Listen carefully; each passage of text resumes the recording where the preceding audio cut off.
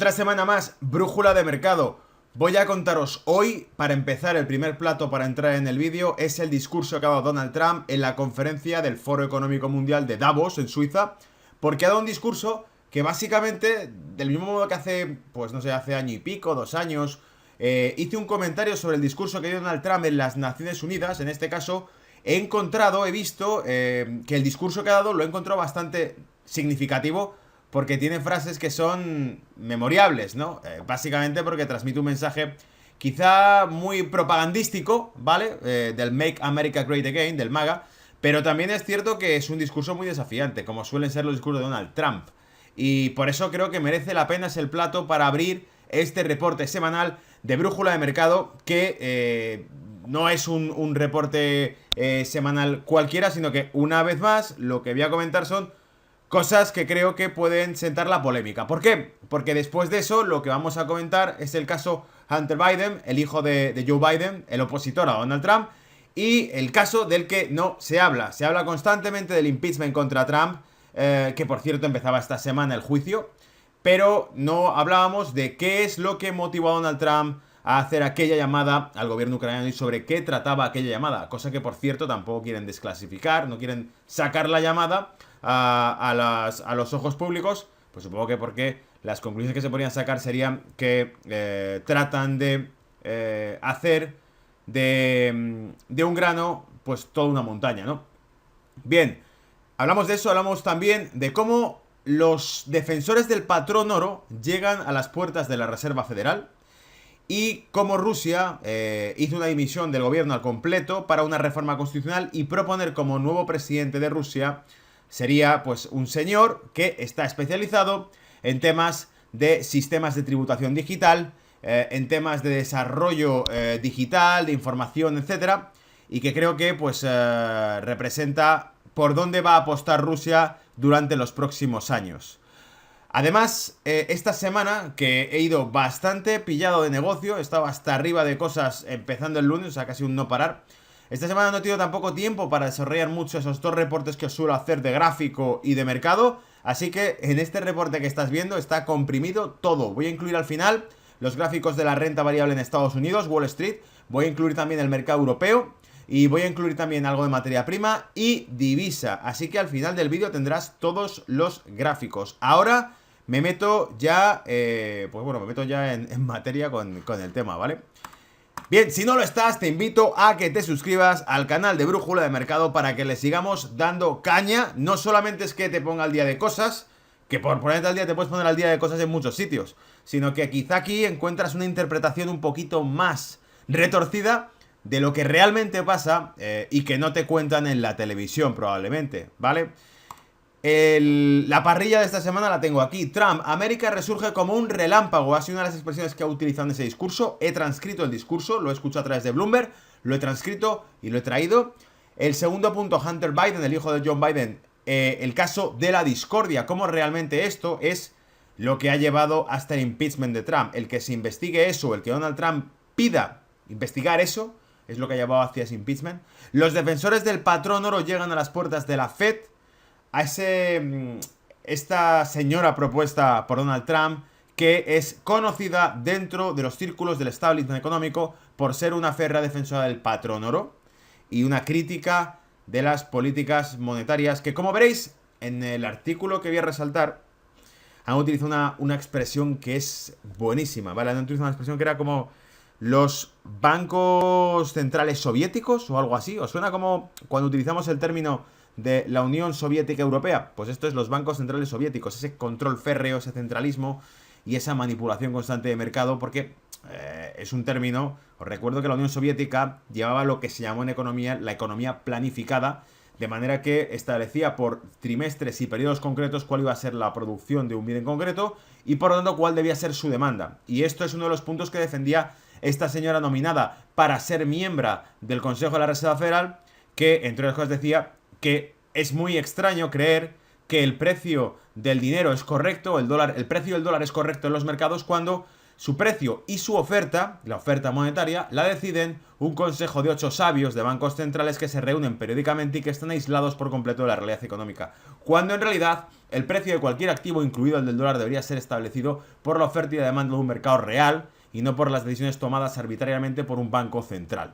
Es un poquito, creo, la idea que tenía, aunque veremos de sus propias palabras en el artículo a qué se refiere. Y por último, Rusia se actualiza para un mundo digital 2.0 porque el señor que hizo el proyecto de un nuevo sistema tributario en Rusia digitalizado es el que será el presidente, en este caso de Rusia, por supuesto, con la supervisión de Putin, imparable, ¿vale? A los que os gusten estos temas, buscad sencillamente, hay por ahí una foto, una representación que se hizo en el año 2000 y algo, en la que ponía Rusia 1998, creo que era, Rusia 2008 o algo así, o año 2000, 2010, algo de esto, y ponía 10 años con Putin, salía Putin así andando en el centro, y ponían todos los datos económicos de Rusia antes y después de los 10 años con Putin, porque evidentemente había conseguido estabilizar financiera y económicamente un país que estaba en bancarrota literalmente en el año 98, porque Rusia se declaró en bancarrota en el año 98 cuando no pudo hacer frente al pago de la emisión de sus bonos.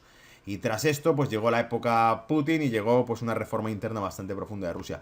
Entremos al tema. Un nuevo siglo XXI para América y el mundo. Davos, Suiza. Y aquí cito textualmente la transcripción que he hecho, básicamente escuchando el discurso de Donald Trump en Bloomberg. Lo he ido oyendo y he ido sencillamente transcribiendo las expresiones que iba diciendo, pues traducidas por mí mismo al castellano, o sea que no será una traducción literal de lo que ha dicho, pero podéis buscar el discurso porque ya está en internet de lo que ha dicho. Estamos despertando de nuevo la maquinaria corporativa americana y estamos ganando de nuevo como nunca antes. Tan solo la semana pasada Estados Unidos firmó unos acuerdos comerciales récord con México, Canadá y China, que representan un nuevo modelo de comercio para el siglo XXI de relaciones recíprocas que priorizan la necesidad, atentos porque aquí empieza el discurso que se vuelve tan fogoso de Donald Trump, ¿vale? Priorizan la necesidad de trabajadores y familias americanas. Es decir, os recuerdo que en este caso, y para que se entienda mejor si esto tiene un trasfondo real o no, si hay hechos concretos que respalden lo que está diciendo un político, es que, en parte, el acuerdo transfronterizo que hacía hecho con México y con Canadá, una de las cosas que establecía y que aquí leímos en este canal, en Brújula de Mercado, uno de los detalles es que existiría un libre mercado de automóviles entre México, Canadá y Estados Unidos siempre y cuando más del 40% del valor añadido de cada automóvil vendido en esa zona económica estuviese hecho siempre en zonas económicas donde el salario mínimo en la industria fuese de $16 la hora. Es decir, con esto, digamos que cerraba, blindaba el mercado de América a cualquier automóvil que en más de un 40% hubiese producido por zonas económicas o fábricas o sectores extranjeros que paguen miseria de salario a la hora a ese trabajador. No es otra cosa que intervencionismo económico, pero como ya dije en su momento, es la última resistencia de la clase media occidental hacia un mundo globalizador liderado por China. Quédate con eso porque no es poca cosa la historia, tiene mucho trasfondo. A lo mejor lo oyes así y dices, no tiene mucho sustento. Bueno, sí lo tiene si te pones a mirar vídeo tras vídeo tras vídeo a todo lo que hemos ido contando hasta aquí. Si no has visto la película completa, a lo mejor te suena poco, pero es mucho lo que está diciendo en este discurso. Durante la administración anterior, más de 200.000 puestos de trabajo fueron perdidos y 5 millones de personas en América abandonaron la población activa. Otra cosa que hemos destacado, la población activa de Estados Unidos nunca llegó a recuperar el nivel que tenía tras la crisis 2008. El nivel de empleo se recuperaba, pero no volvía a haber gente demandando empleo como antes, sino porque todos se hubiesen jubilado o porque la mayor parte de población que llega a Estados Unidos, habiendo incrementado su población, resulta que no demanda empleo, que son jubilados todos. Esto es una broma que hacíamos en su momento cuando comenté estos datos en más de un vídeo, ¿vale? Y bueno, dice, además, abandonaron la población activa y más de 10 millones de personas fueron incluidas en el programa de Food Stamp Rolls, los cupones de comida, de beneficencia alimenticia. Pues esto es lo que había ocurrido con la administración anterior. Y por eso, parte del artículo que resaltaba y que voy a quitar mi propia cámara de aquí. Food stamp rolls have declined by 7 million under Trump even before reforms take effect. Incluso antes de que las reformas hayan tomado efecto, más de 7 billones de personas han salido del programa de bonos de comida utilizados en Estados Unidos. Por lo tanto, era una manera de señalar que estadísticamente hablando se estaba disminuyendo la pobreza en Estados Unidos. Otra cosa es que contrastemos ese dato y lo averigüemos, porque esto puede ser 100% propagandístico. Pero sí es cierto que el mensaje que lanza es muy popular, es un mensaje muy populista, por otro lado, pero que se atreve a ser populista y al mismo tiempo hablar realmente de economía y realmente de medidas económicas radicales. Y viene más, porque no se acaba ahí. Sabía que si hacíamos las cosas bien generaríamos una oleada histórica de inversión, crecimiento y creación de empleo. Sabía que el camino era recortar impuestos y regulación como nunca se había hecho antes para sacar el máximo potencial de nuestra gente. Si hacíamos todo esto, la prosperidad volvería como un relámpago a nosotros y es lo que hicimos y lo que ha ocurrido. Entonces, sí es cierto que increíblemente, por lo que nadie apostaría sería por el reto que hizo Donald Trump de desafiar a los gigantes de la economía, a la fábrica del mundo, a China, con no compro más producto chino a menos que empieces a comprar producto americano. Me da igual si es competitivo o no lo es. Me da igual si puedes comprar la soja más barata en Brasil. Soy yo el principal consumidor de producto chino y no voy a comprarlo a menos que compres mi soja, aunque sea más cara, ¿vale? Ese era el mensaje. Sabía que era un win-win en el sentido de que si rechazaban esa medida, perdían. Rechazar esa propuesta era perder al mejor cliente que tenían. Y con eso jugó, y con eso fue el dilema que planteamos en su momento, hace ya, cuando empezó todo esto, en mayo de 2017, planteamos este dilema, que sabía perfectamente Donald Trump que no podía perder porque era el cliente número 1 de China, y con esa carta jugaba, ¿vale? Ahí queda eso, unas palabras, un discurso desafiante, y un discurso que, de nuevo, vuelve a poner a América por delante de todo lo demás, diciendo, bueno, esto es lo que queríamos hacer y esto es lo que hemos hecho. Cambia por completo la visión general de una administración como la de Obama, internacionalizada. Era una administración enfocada a la gestión a nivel global del mundo por parte de Estados Unidos, pero claro, con las debilidades que podía desarrollar a nivel interno como país, mientras que esto es una gestión a nivel nacional hacia el resto del mundo, diciendo, esta es la prioridad ahora, es generar riqueza dentro de Estados Unidos y el mundo que se apañe. De ahí los comentarios sobre los presupuestos a la OTAN y de ahí muchas otras cosas que en realidad lo que están desafiando es un poco a cómo Estados Unidos, pues bueno, ha acumulado el déficit acumulado y por qué motivo lo lleva hasta ahí, ¿vale? Bien, continúo con la otra cuestión, que esta es la cuestión polémica, ¿vale? La cuestión de cómo el impeachment contra Trump viene por una llamada que hace hacia el gobierno de Ucrania, al presidente de Ucrania, donde le pide una serie de favores de que investiguen al opositor, a su opositora John Biden, por candidato demócrata a la presidencia de Estados Unidos, pero también por otro lado que investiguen realmente las relaciones de su hijo dentro de Ucrania a nivel de negocio. Bien, pues aquí este diario, el Breitbart, ha publicado las palabras o un comentario sobre un libro que ha realizado un tipo que habla realmente de cuál fue la trama de corrupción de esta compañía, Hunter Biden's Firm. La compañía de Hunter Biden, del hijo de John Biden, scored reportedly hundreds of millions from Russia, China and Kazajistán. Esa compañía del hijo de John Biden que reporta cientos de millones de dólares de beneficios, de ingresos de negocio con Rusia, con China y con Kazajistán. Dice Hunter Biden, hijo del candidato presidencial de 2020, Joe Biden, ha sido objeto de escrutinio por sus vínculos comerciales con la empresa ucraniana de gas natural Burisma, mientras su padre era vicepresidente, mientras o durante la administración de Obama, este señor hizo muy buenos negocios en Ucrania, mientras su padre era el vicepresidente de la administración de Obama, que era la que estaba dando, entre otras cosas, una línea de crédito de 5.000 millones de dólares al gobierno ucraniano de entonces. De aquí que pueda existir un evidente y potencial conflicto de tráfico de influencias. Entonces, de esto es de lo que no oigo hablar. Por la mañana cuando tengo puesto la radio de fondo, pues es difícil que escuchemos hablar de esto. Hablan de cómo Donald Trump había utilizado su influencia como presidente de Estados Unidos para pedir favores con propósitos electorales. Pero cuando quieren hablar de exactamente qué es lo que pidió, no se suele tocar este tema. Y por eso lo traigo a Brújula de Mercado. Ahora un nuevo libro del autor Peter Schrader revela que Hunter Biden forjó otros negocios con personas y entidades vinculadas con los gobiernos de Rusia, China y Kazajistán que supuestamente le dieron cientos de millones de dólares. El libro titulado Profiles in Corruption, Abuse of Power for America's Progressive Elite, fijaos el título para los que no sepan mucho inglés, ¿vale? El título Profiles in Corruption, Abuse of Power for America's Progressive Elite. Sería algo así como perfiles de corrupción, el abuso de poder de la élite progresista americana. ¿vale? Entonces, de algún modo, el progresismo también está dentro del poder y también está corrupto, ¿vale? Las oleadas progresistas. Describe cómo Hunter Biden y sus socios comerciales, además de sus numerosas entidades y empresas con la marca Rosemont, se involucraron profundamente con una entidad llamada Burman Financial Group.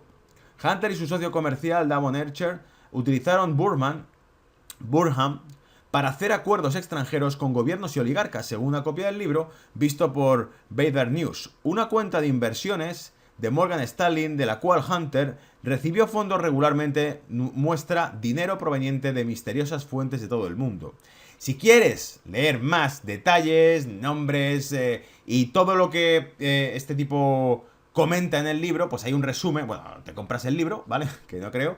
O te vas a ver el artículo y lees el resumen que ha hecho este portal online sobre lo que dice ese libro, ¿vale? Es interesante, porque desde luego no lo vas a escuchar contar en la televisión.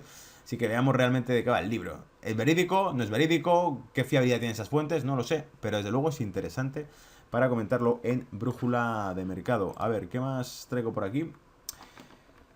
Va, la siguiente cuestión. Como decíamos, los amigos del patrón oro llegan a las puertas de la Reserva Federal con la nominación que ha hecho Donald Trump, que ya la hizo el año pasado y que no prosperó y que la vuelve a hacer ahora, de Judy Shelton. Dice, esta semana Donald Trump nominó formalmente a Judy Shelton y a Christopher Waller para las gobernaciones vacantes en la Reserva Federal. Waller, el vicepresidente de la Reserva Federal de Richmond, es ampliamente considerado como un candidato estándar de la Fed, con la reputación de ser una paloma. Paloma ya sabéis que es la expresión que se utiliza. O son halcones o son palomas, y paloma es la versión soft de cuando son muy flexibles en cuanto a políticas monetarias. Cuando te toca un halcón, significa que van a ser muy duros, subidas de tipos de interés, restricciones de liquidez y por lo tanto dificultan los negocios. Por eso no les gusta. Es como cuando llegan administraciones que suben mucho los impuestos, que generalmente a los que mueven negocio les da miedo. Pues esto es lo mismo, ¿vale? Entonces, cuando dicen que este tipo es muy paloma, se refiere a que es un tipo muy flexible y muy dado a ser, por decirlo de algún modo, ser propicio a una facilidad de crédito en la política monetaria de Estados Unidos. Pero dice, recientes aumentos de las tasas de interés. Es Judy Shelton quien es particularmente interesante. ¿Y por qué Judy Shelton es particularmente interesante?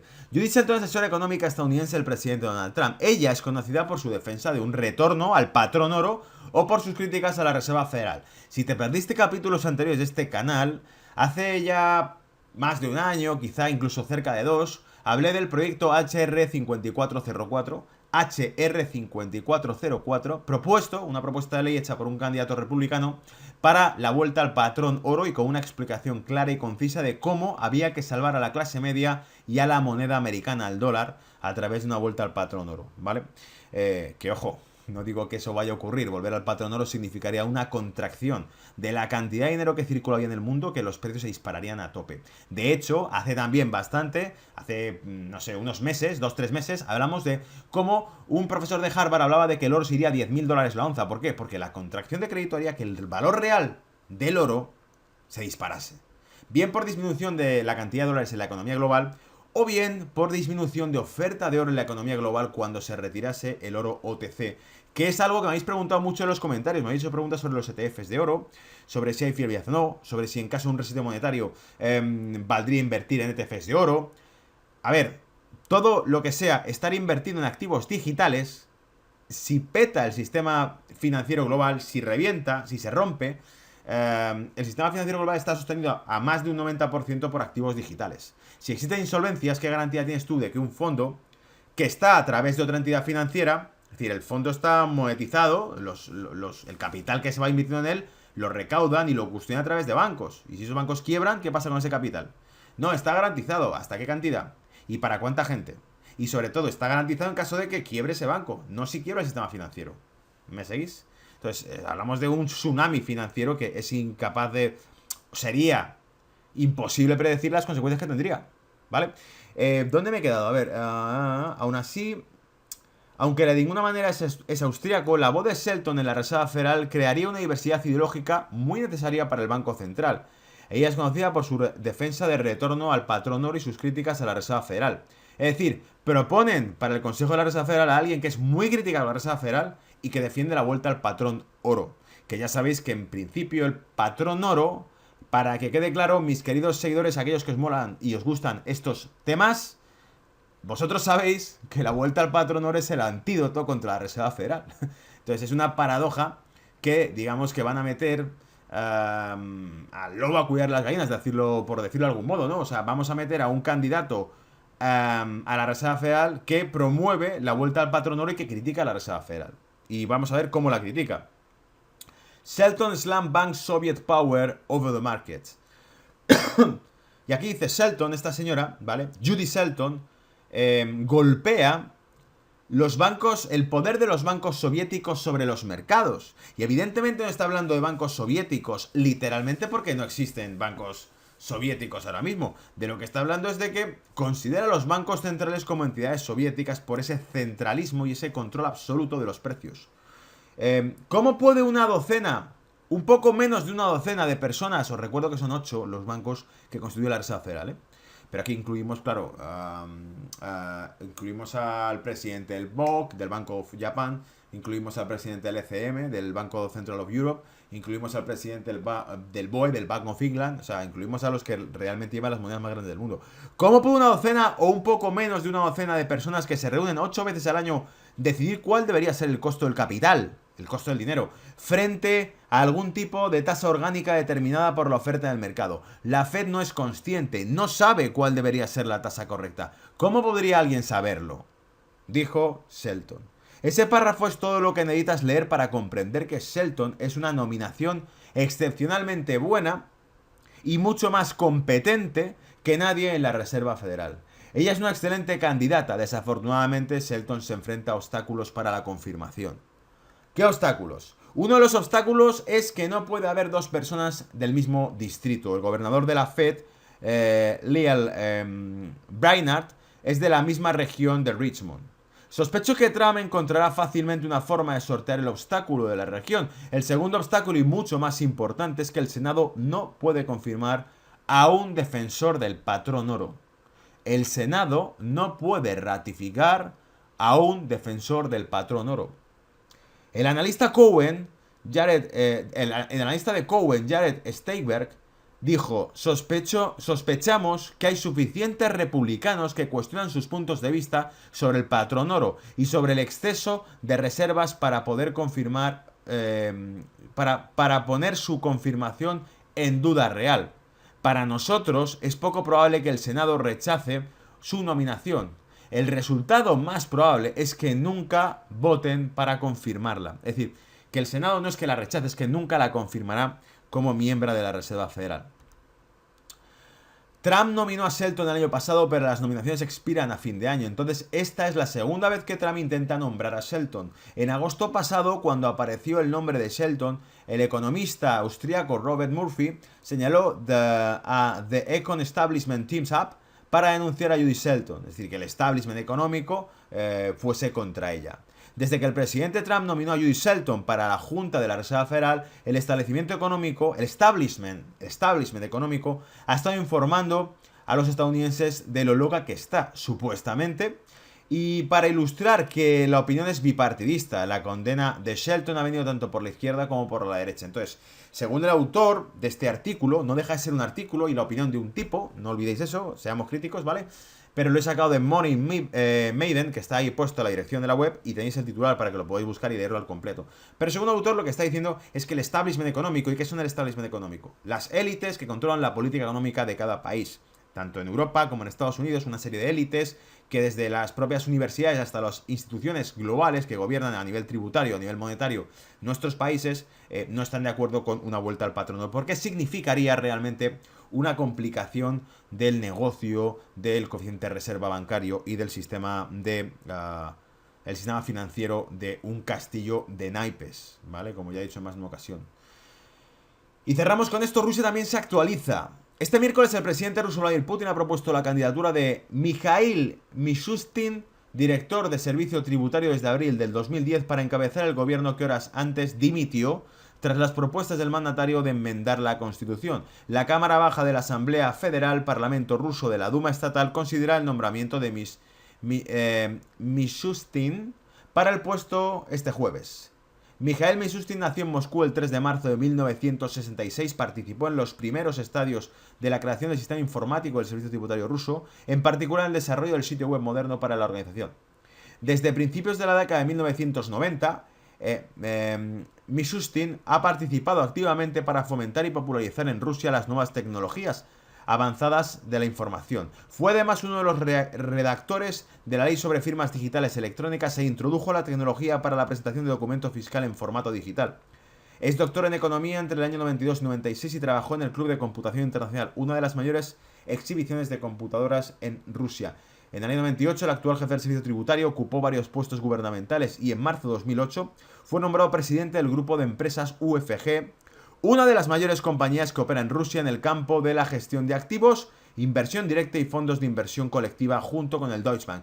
El tipo está metido en la industria financiera también. O sea, sabe de impuestos, sabe de control informático de masas, pero es que además sabe también de mercados financieros. Por eso muchos dicen que este tipo es el que entra en escena para cualquier posible transición monetaria que se pueda producir en los años venideros. Que este tipo esté a los mandos porque controla su especialidad. Es, si estoy hablando de un médico, pues acabaría de entrar en sala un médico experto en algún tipo de patología que sospechamos que tiene el mundo ahora mismo. Y en este caso es la patología del dinero, ¿vale? Mikhail Mishustin es también autor de una serie de monografías sobre tecnología de la información y uso de la administración tributaria estatal. Bien, eso era en cuanto a comentarios de realmente el background, el trasfondo que hay a nivel global con esto, con Rusia, con el discurso de Trump, con Davos, con la Reserva Federal, con la vuelta al patrón oro, que ese ruido de fondo que podíamos ir viendo. Hablemos un poco de mercado y ya cerremos del todo este reporte que quedará solamente, y a nivel de excepción de esta semana que os decía, quedará junto y unificado el comentario que os suelo hacer junto con los gráficos, ¿vale? Entonces, ¿qué gráficos he traído? Renta variable, lo primero. Os he traído tres índices. El Russell 2000, porque, como indiqué en vídeos anteriores, hay que seguirlo muy de cerca, porque es el Russell el que no ha superado los máximos históricos, y en todo caso es el Russell el que podría darnos señales de dónde hay una resistencia. No podemos seguir al S&P 500 como referencia porque el S&P 500 ha roto todos los techos. Y como ha roto todos los techos, no sabemos dónde está el tope. Y si no sabemos dónde está el tope, ¿dónde vas a colocar ningún tipo de objetivo en este tipo de operaciones? ¿Vale? A menos que digas, bueno, ya cuando muestra alguna pauta de agotamiento, cierro mis inversiones en S&P 500. Pero ¿por qué no fijarnos en índices como Russell 2000 americano? Espérate que me voy. Americano también, pero en este caso, como he dicho más de una ocasión, que representa realmente el tejido de la economía americana. Ahí lo tenéis. Si os fijáis, realmente no tira. Y de hecho, la recogida de vela que está haciendo es justo la que habíamos marcado en cursiva. ¿Veis esa línea intercortada que habíamos puesto ahí, que estaba en torno a los 1700 puntos? Pues es justo donde nos ha dejado la mecha la primera vela. Lo superó, pero vemos cómo no termina de cerrar por encima de eso y recogen caña, recogen hilo y dejan el cierre justo por debajo de esos niveles. Sospechoso, ¿verdad? Pero los siguientes niveles, 1740, 1750 puntos en Russell 2000 serían techos históricos que entonces sí hay que vigilar de cerca. Porque si el Russell 2000 consigue superar techos históricos, podemos relajarnos. Pero si el Russell 2000 no ha superado techos históricos y se acerca para allá, cuidado porque quizá nos está anticipando realmente cuál es el estado real de la renta variable en Estados Unidos, más allá de la droga y el alucine que tiene la bolsa americana en Wall Street, que es el S&P 500, que lo tenéis aquí, que está eufórico perdido, rompiendo techos y que ya va por más de 3.300 puntos. El estornudo que puede meter esto, pues te puede tirar patas arriba, ¿vale? Ese es el S&P 500, es muy complicado trazarle ningún tipo de objetivo. Veis que tengo ahí puesto 3.400, creo, 3.400, por ahí está, ¿vale? Ese techo justo de proyección, pero es muy complicado trazarle un máximo porque no hay máximos cercanos, ¿vale? Ni referencias. Y aquí está la joya. El que esté pensando que el mercado puede caerse, que se deje Russell, que se deje SP y que sencillamente mire el DAX. Porque es el DAX el que sí está tanteando justo esta semana, sus máximos históricos, si no me equivoco, en 13.700. Vamos a ver si lo puedo mover. 13.700, correcto, ahí está, ¿vale? En realidad son 13.600 y pico, pero ponte una dilatación hasta 13.700. Es ahí el techo, el máximo histórico del DAX.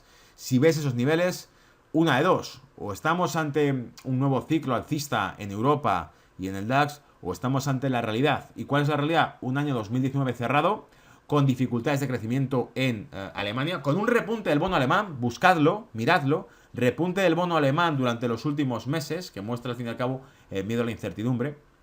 y que por delante nos quedan batallas en cuanto, y lo he dicho mil veces, en cuanto el tema chino esté cerrado, la guerra comercial se dirigirá hacia Europa y en concreto hacia la industria alemana, automovilística además. Y ya vimos un atisbo de esto en el año 2017, si no me equivoco, reunión entre Juncker y Donald Trump en Washington. El infame oro. En materia prima os he traído el gráfico del oro. La semana pasada vi este gráfico, me siguió pareciendo que intrasemanalmente hablando, aquí era un patrón bajista que nos podía retrotraer a 1500, incluso por debajo de esa zona el oro. Y pérdida media de 200, hombro, cabeza, hombro. Zona de clavicular prácticamente perdida. Pullback hacia la ruptura de la media de 200. Parecía una figura bajista limpia, clara. ¿Qué hace? Bueno, pues el oro me trae por el camino de la amargura, rompe todo pronóstico y empieza a lateralizar y saca una nueva tendencia de la nada. ¿Por qué no cumple el patrón bajista que trae? Bueno, creo y sigo pensándolo que por lo mismo que ha hecho lo que ha hecho en enero y por lo mismo que hice aquel vídeo explicándolo todo. Porque los factores geopolíticos están distorsionando por completo el gráfico del oro cuando nos muestra un patrón bajista claro, fruto también de los factores previos geopolíticos, de ese entendimiento, de esa llamada a la calma, de esa declaración de Estados Unidos de que tomará medidas, sanciones económicas contra Irán y que quiere además negociar con ellos en lugar de lanzarles 4 misilazos por el ataque a la base americana, que podría haber seguido escalando la violencia y no ocurrió, sorprendentemente no ocurrió. Pues cuando todo está en calma y hay un patrón bajista en el oro, bien, justo ahí, a las pocas horas, Irán dice que aconseja a los países europeos que saquen a sus soldados de territorio iraquí porque pueden padecer algún tipo de ataque. Estupendo, ¿para qué queremos más, no? Entonces, ya a la mierda, hablando claro, el patrón bajista del oro y se lateraliza y se vuelve todo para arriba, ¿vale? Divisa, he traído, atentos a los que os gusta esto, he traído el Bitcoin, porque el gráfico del Bitcoin no lo he cambiado, lo tengo así desde hace meses. Y vemos como las pautas bajistas que teníamos marcadas se han ido cumpliendo y ahora hay una subida clara del Bitcoin que muy probablemente, como veis en el propio gráfico, tarde o temprano ahora veremos que sigue subiendo, pero que mostrará síntomas de debilidad y podrá incluso iniciar otra corrección más o por lo menos mostrar una figura que vuelva hacia los 8.000, habiéndose dirigido primero hacia los 10.000, 9.000 y pico, se aproxima hacia 10.000, se da la vuelta, baja a 8.000 y ahí puede volver otra vez para arriba o no. Pero lo que está claro es que no hay una tendencia limpia, alcista y clara en el Bitcoin, como tampoco la había en el oro. En el oro hay una tendencia alcista, por supuesto, en el largo plazo. Está claro que volveremos a ver un oro fuerte. Pero lo que decíamos es, ahora puntualmente, de cara a los próximos meses, ¿habría un repunte del oro? ¿Habría un repunte del Bitcoin? No, ¿por qué?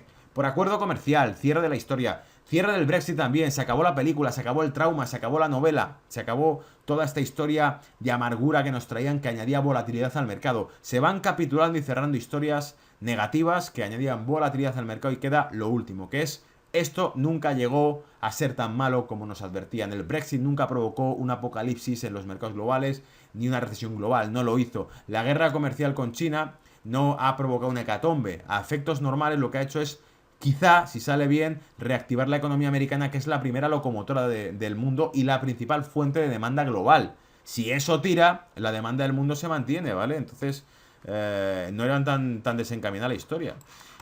El dólar, por cierto, sigue subiendo. Y ya sé, Donald Trump lo quiere barato. Pero no se puede encontrar un oro subiendo con un dólar subiendo. Y lo tenemos bajando. Ha bajado durante los últimos 2 semanas, 3 semanas ha bajado. Pero no os olvidéis que ese gráfico no está mostrando un patrón bajista. En todo caso te está mostrando, primero, un rango que tiene techos bastante más elevados, cerca de 100 puntos en el índice de XY. Por lo tanto, queda mucho por subir en el dólar. Y luego, por otro lado, es que hay un canal alcista en el dólar que no se pierde. Así que cuando te crees que estás en un dólar bajista, vuelve a haber algo que lo repunte. ¿Y qué es algo? Crecimiento estadounidense, concesiones a Estados Unidos. El discurso de Trump va por esa línea. Es realmente la primera economía del mundo y la que puede mostrar datos más fuertes a nivel global, como economía más rica. Quizá, si eso es cierto, entonces es por eso por lo que el dólar se crece y saca pecho. Pese a que a Donald Trump le gustaría un dólar barato. Y por último, el par que he sacado es el euro-libra, porque el euro-libra va a reflejar lo que se cierra el 31 de enero, que es el acuerdo final del Brexit con la Unión Europea. Y que, por cierto, 0,83, zona de compra que ya teníamos marcada en gráficos de vídeos anteriores, pero no porque hubiésemos hecho ningún tipo de modelo súper complejo econométrico para averiguar dónde comprar, sino porque era un suelo clarísimo el 0,83, como también lo fue previo el 0,86 y se violó. Y por eso dijimos, bueno, pues el 0,83 sigue siendo otra zona de compra y también puede que se viole, pero es que es fundamental porque estamos hablando desde prácticamente los últimos 3-4 años. Ha sido una zona de soporte absoluto. Por lo tanto, era una zona de compra y efectivamente provocó un rebote increíble. ¿Qué pasa? Que ahora estamos en un giro completo. O sea, ahora estamos en una cierta fortaleza del euro frente a la libra. Digo cierta, puntual.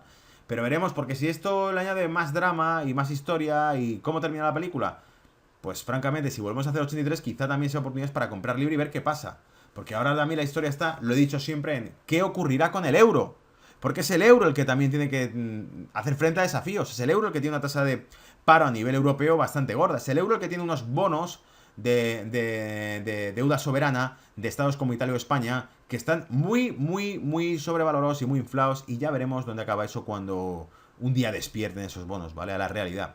Porque el principal demandante y comprador que controla el precio del bono es el Banco Central Europeo, que fabrica los billetes. Pero cuando toque comprarlo realmente por una demanda de manos privadas en los mercados internacionales, veremos qué gallo canta, porque no reflejan el precio que cotizan, ¿vale?